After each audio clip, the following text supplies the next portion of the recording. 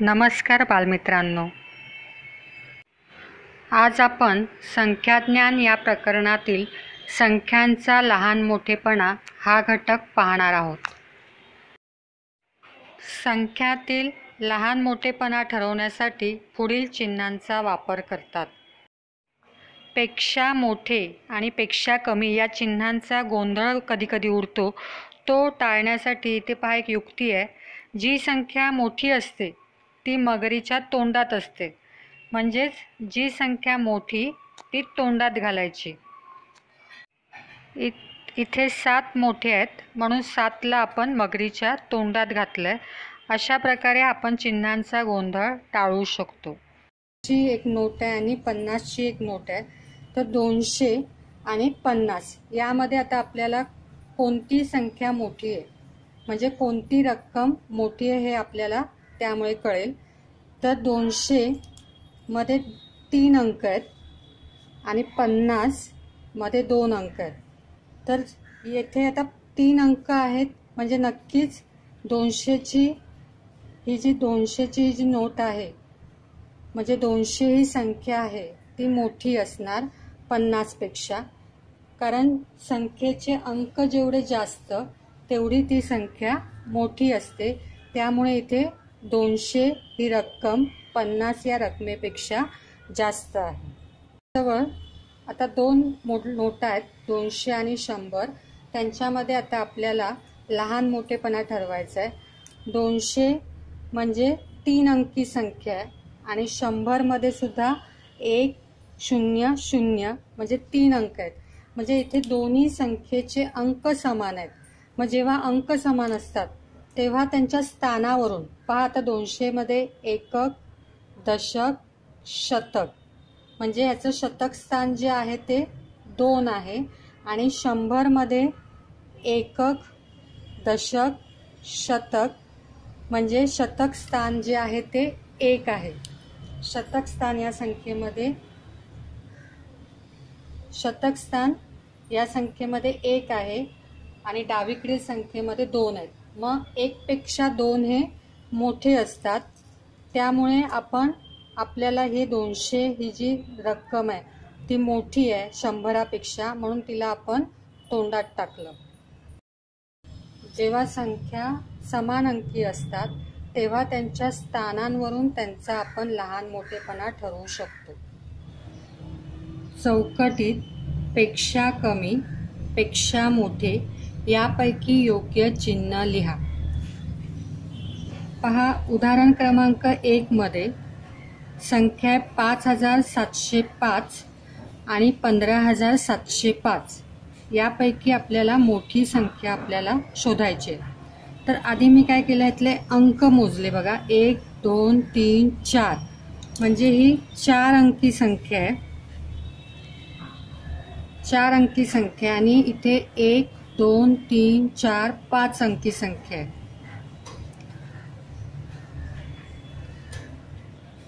म्हणजे ज्या संख्येचे अंक जास्त आहेत बघा, इथे जास्त अंक आहेत ती संख्या मोठी असते।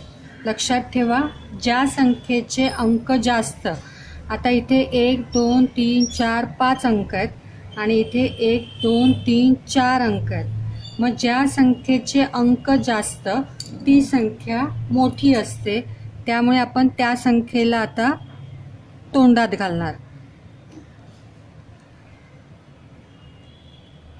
तर त्या पुढची संख्या पहा, इथे 1 2 3 4 5 अंकी संख्या आहे आणि 1 2 3 4 5 6 अंकी संख्या आहे।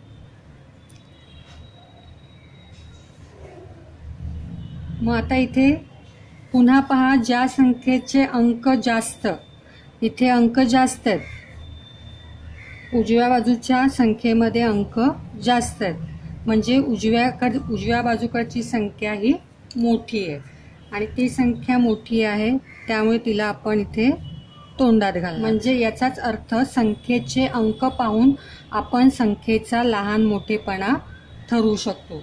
ज्या संख्येचे अंक जास्त ती संख्या मोठी असते।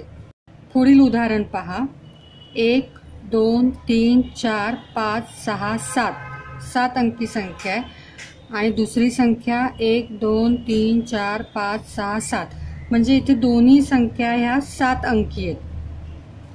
दोन्ही संख्या ह्या 7 अंकी आहेत।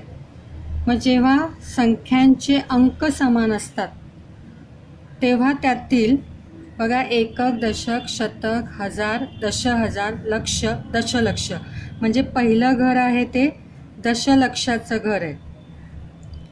तर आधी सुरुवातीचं घर पाहायचं 2 आणि इथलं पहिलं घर आहे ते दशलक्षाचं ते आहे 1 म्हणजे इथे पहिलं जे दशलक्षाचं अंक आहे इथे 2 आणि ह्या दुसऱ्या संख्येमध्ये अंक आहे 1।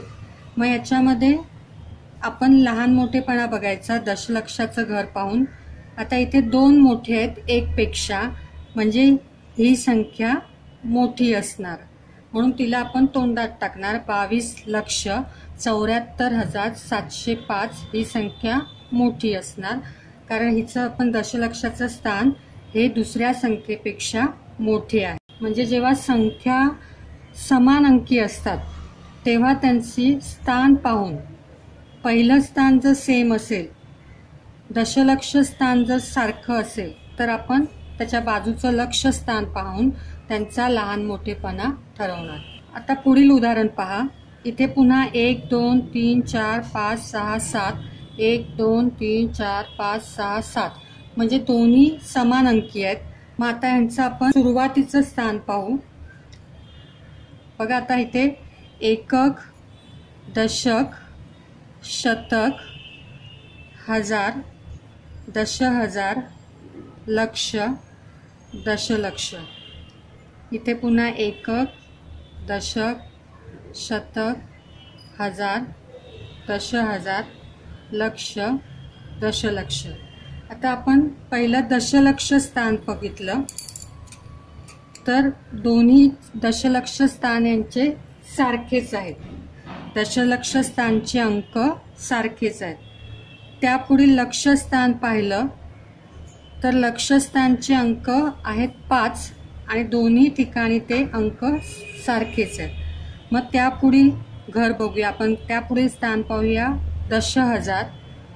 तर दशहजार स्थानी अंक आहेत 3 3 म्हणजे दशहजार स्थानचे अंक सुद्धा सारखे आहेत। मग त्यापुढील अंक पाहू हजार। हजार स्थानचे अंक आहेत 3 3 पुन्हा हे सुद्धा समान आहेत। मग त्यापुढे शतक। शतक स्थानचे अंक सुद्धा सारखे आहेत। मग दशक स्थानचे अंक पाहिले तर दशक स्थानचे अंक सुद्धा 0 0 समान आहेत। मग आता एकक स्थानी पहा इथे 2 आहेत आणि इथे 7 आहेत। मग 2 पेक्षा 7 मोठे म्हणजे उजवीकडील अंक 35,33,307 हा 35,33,302 पेक्षा मोठा आहे म्हणून त्याला आपण तोंडात टाकला कारण याचा जर आपण एकक स्थानचा अंक पाहिला तर एकक स्थानचा अंक मोठा आहे म्हणून ही संख्या मोठी। म्हणजे जेव्हा समान अंकी संख्या असतात तेव्हा त्यांच्या स्थानांवरून त्यांचा लहान मोठेपणा ठरवायचा। अजून एक उदाहरण आपण पाहूया। बघा आता इथे पुन्हा आधी आपण संख्येतील अंक मोजूया। 1 2 3 4 5 6 ही 6 अंकी संख्या आहे।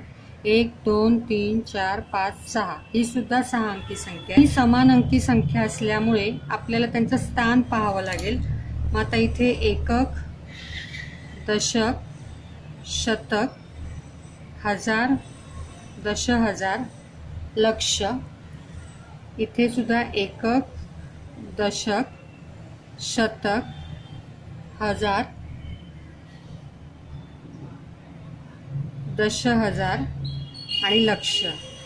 मग आधी सुरुवातीचं स्थान आहे ते लक्ष स्थान। तर ते लक्ष स्थान बघितलं तर दोन्ही लक्षस्थानचे अंक हे 4 4 सारखे आहेत। मग त्यापुढील स्थान पाहूया तर दशहजार स्थानी इथे 8 आहेत आणि इथे 9 आहेत।